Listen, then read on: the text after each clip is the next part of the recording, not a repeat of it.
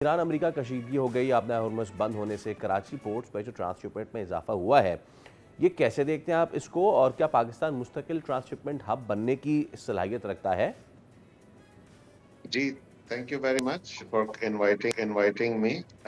Definitely Pakistan یہ صلاحیت رکھتا ہے. اس کی دو تین وجوہات ہے.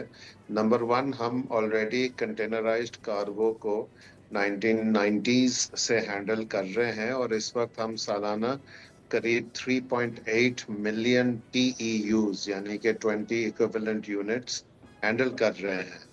اور ہماری جو کیپیسٹی ہے وہ 6 ملین ٹی یوز کی ہے. اس کا مطلب یہ ہے کہ ہمارے پاس اس وقت بھی 2.2 ملین ٹی یوز اضافی کیپیسٹی موجود ہے.